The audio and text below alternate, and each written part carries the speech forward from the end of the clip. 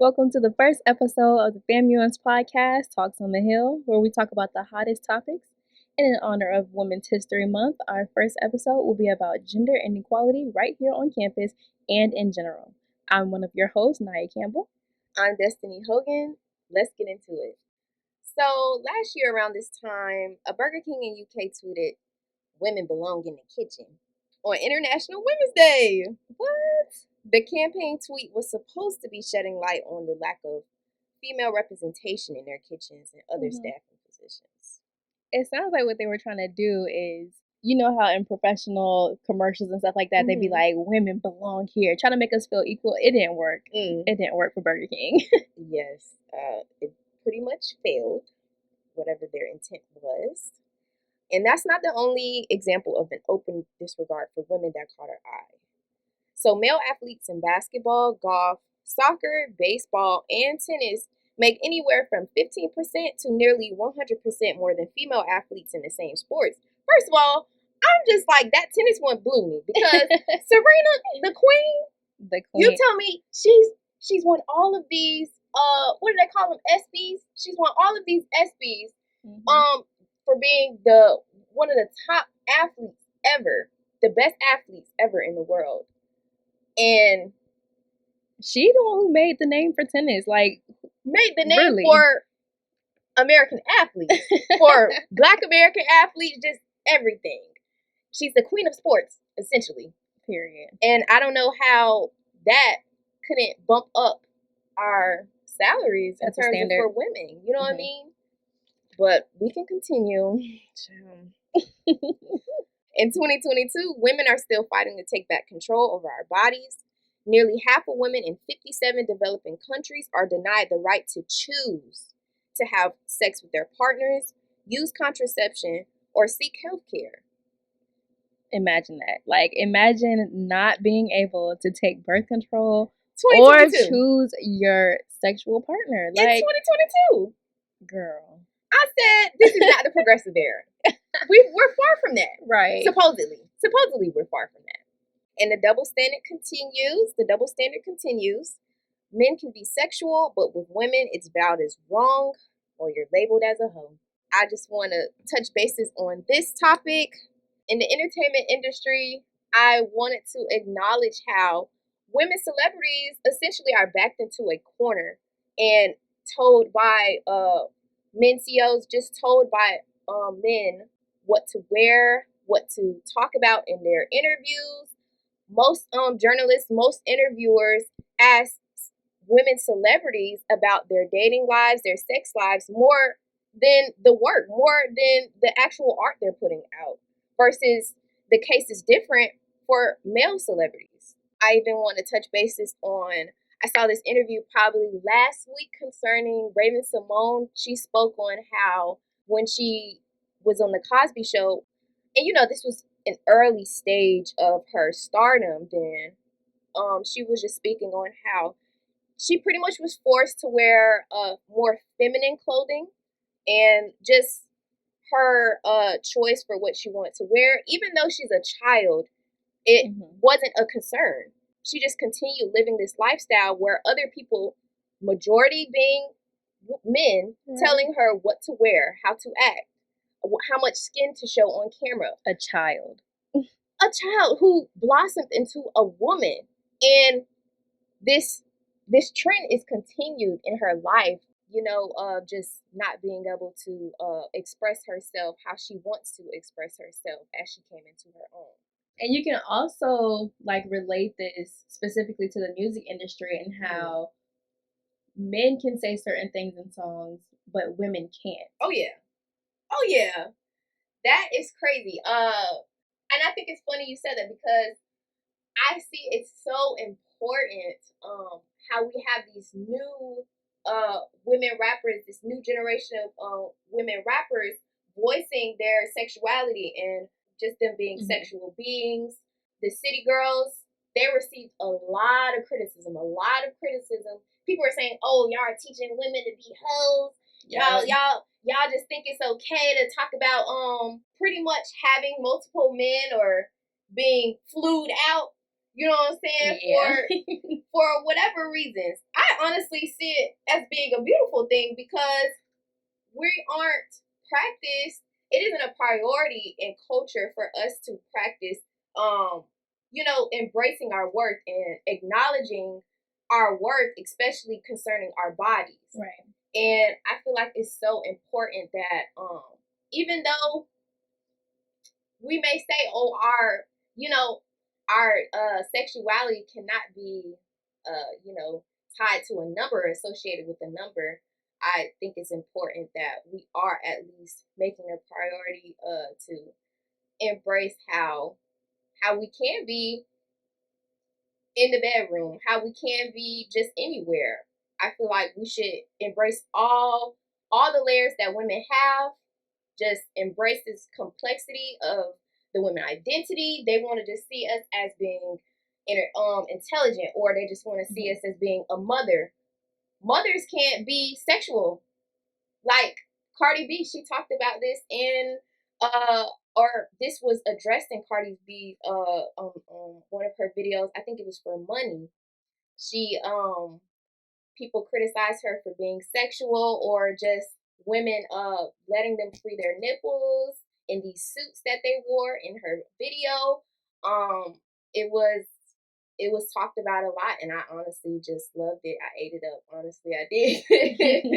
Because as we should, as she should, free the nips. You know what I'm saying? And you know what I mean? Quality. This double standard is real, and it's ingrained in our culture. We see it every day. We see it every day.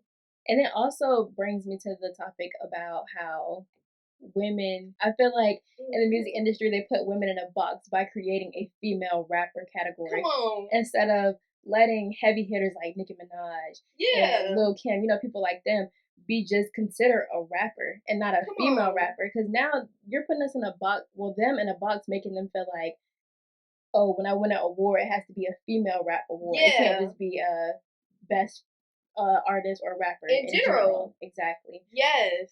And I feel like that also plays a huge part in why women compete so heavy against each other, because they're trying to break into this industry one. So they feel like they're battling with all the standards that women can't be this and they can't be that. So they're already trying to break those barriers down. But at the same time, they're trying to prove that they're as important as a man, or they're as on a higher level. You know what I mean?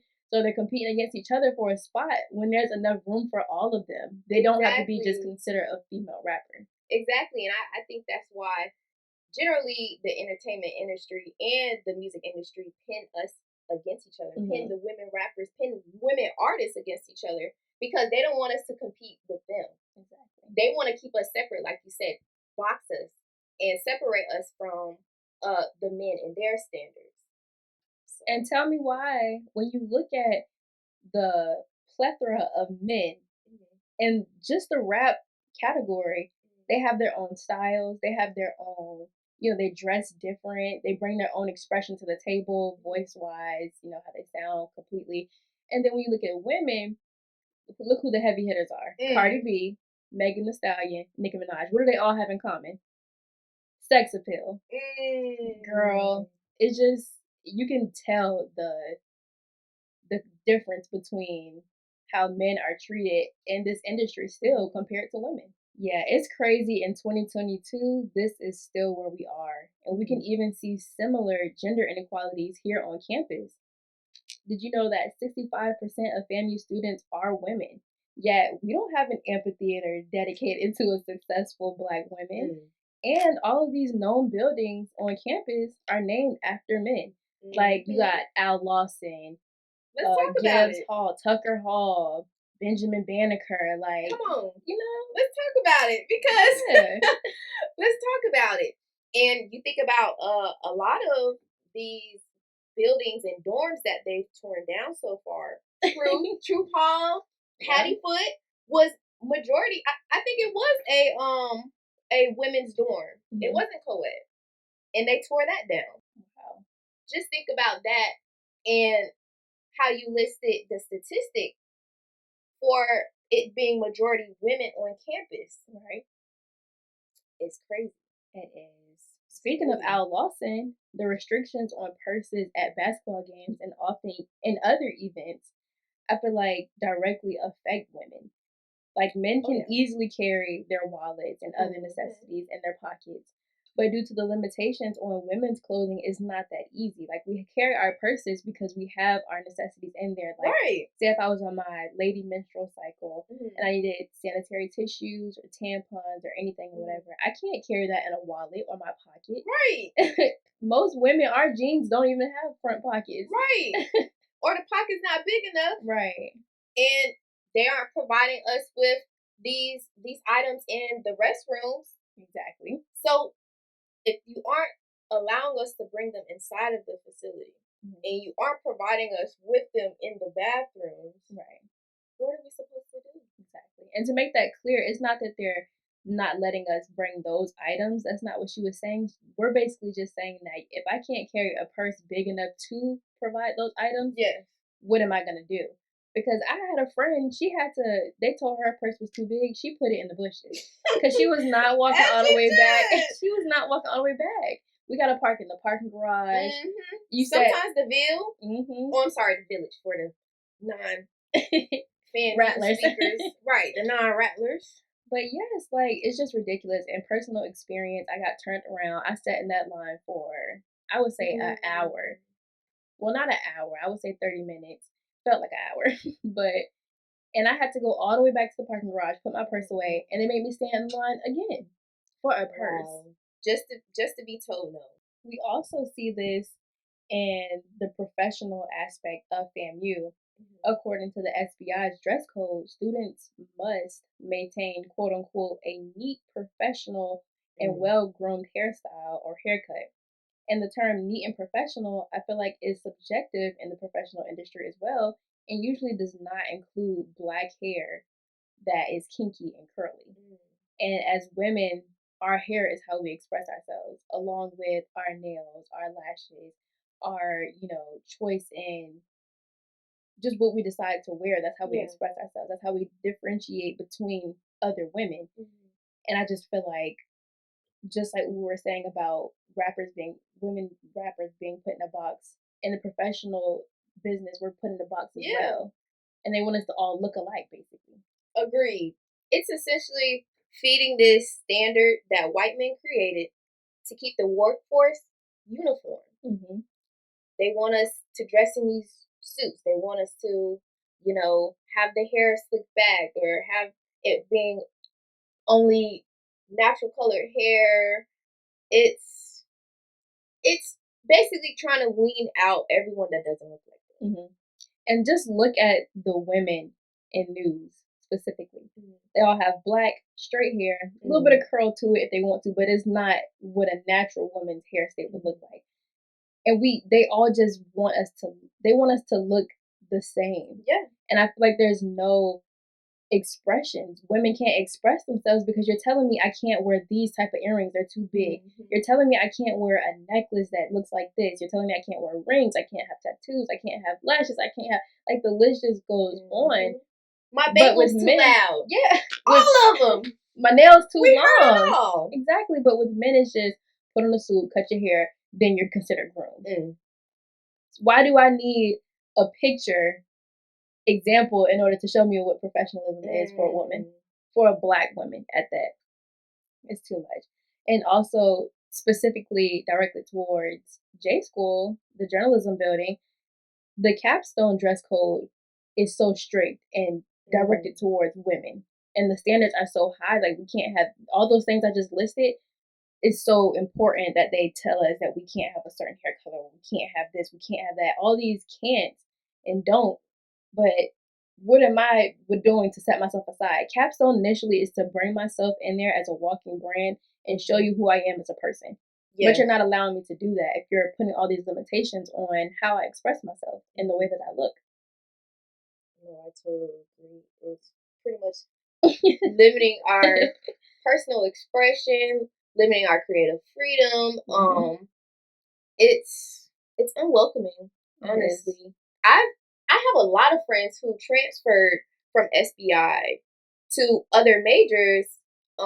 They switched majors because I've heard stuff like they don't encourage creative freedom. They don't encourage, just voicing. They don't encourage expression with their own business ideas or just how they look. They don't fit that standard, and it's really traditional. I feel like for us to be emerging, especially all of, for us to be number one, the number one HBCU in the nation, I feel like programs such as SBI, in terms of these standards, should be reformed. Right. They're very traditional. They're very, I don't want to say whitewashed, but it's giving. It definitely needs some adjustments. It needs some adjustments. And I feel like our work is not being paid attention enough because they're too worried about what a woman is walking in the classroom looking like. Yeah. And I understand the concern. They're concerned about us getting a job, and they're concerned about us, surviving in this career. Right. No disrespect to the administration, nor those who created the curriculum. I just feel as though today is this new day and age, and it's time for us to be allowed to embrace our own art and embrace ourselves fully. And especially now, you look at us now in the Black community, we're gaining so much financial freedom. We have people in the industry, in so many different industries, just succeeding. Tiana Taylor, just so many people that are openly themselves. Right. They don't need the white man's standard to limit their expression, to limit how they dress, to limit how they act in business affairs. So let's even talk about the current election season here on campus and how you see so much criticism directed towards women, but you don't see all of those same standards put on men during these election seasons. Like, they're wearing their suits, they got, the fresh haircuts or whatever. Okay, and then you look at the women like, oh my God, her dress was too short when she walked in. Why her hair like that? It's not done. Her wig looked twisted. Like, it's just so much criticism on social media and so much pressure put on women, no matter where we go, no matter what industry we're trying to break through. It's just limitations and standards that we have to keep fighting against. Yes. And people not gonna want us to talk about it. I'm gonna talk about it. Let's talk about it, girl. I'm gonna talk about our beloved member on the royal court. She was pregnant and all hell broke loose. Everybody came for her neck, and I felt like it wasn't fair to her at all. It wasn't fair to women in general, women students. It goes back to that standard, and it goes to show what we value. Are we enabling us to, embrace? That comes with being a woman. Also comes motherhood. Right. Why can't we embrace that part of our identity? And let's really talk about it. This might be a reach, but say if we had a male running for Mr. FAMU or King of Orange and Green, and he got a woman pregnant. Are we going to talk about that? Are we going to? No, we're not. We're going to look at him as an individual and who he is as a man, just period, who he is running for and what he's running for. You know what I mean? We're not going to look at the fact that he impregnated a woman. Her situation was under this microscope, and I understand people may disagree and say, "Oh, she was too young," but are we still doing this? We've been having teenage pregnancies, young adult pregnancies for years now. Right. Our parents, their parents, like exactly. And instead of embracing her womanhood, allowing her to embrace her womanhood, we're criticizing where she's at in her life. We're criticizing her life essentially, and women's lives and what we go through. And I just like what you said, period. What comes with womanhood is parenthood. It's being a mother. Yeah. That's part of us. Exactly. So let's switch gears here just a little bit and go back to what you were saying about sports earlier. And did you know that FAMU women's wrestling team isn't sponsored by the athletic program and its coaches are not being paid? Like, that blows my mind. It's giving high school. In high school, many coaches weren't being paid. This is on a collegiate level. This is serious. Mm-hmm. It goes to show how much support is put into women's athletics. Even this is just something that the student body should even focus on. Mm-hmm. The fact that we're not supporting these women in sports. We talk about it, we say we want equality in sports. We say these things, but you go to a women's basketball game and the crowd is dead essentially. And then you go to a male's basketball game and it's just like, more people there. I feel like it's not supported enough. Even when football season comes around, the stadiums are packed. But you don't get that for any women's sports here on FAMU's campus, and I'm pretty sure it's like that on many other campuses. I honestly feel as though women's athletics do not receive as much publicity as men's athletics. Right. In terms of games and sports and putting out, just on the media of their upcoming schedules, their games. You know how we get emails concerning men's football games and men's basketball games. However, it's kind of rare you hear stuff going on about our women's sports. Yeah. So I just want to touch bases on that because maybe we can do a little bit better with promoting and just gaining this publicity for our women athletes. Definitely. So hopefully we can do more for our women's athletics just to give them the support they deserve and also do more concerning our women students in general. Naya, I really enjoyed our conversation today. Yes. Thank you all for listening to our first episode. We are so excited to show y'all what we have in store in the future for you guys. Yes, that's all we have today for Talks on the Hill, but you can definitely tune in March 27th to the FAMU's Women's Edition, and we will catch y'all next time. Bye. Bye.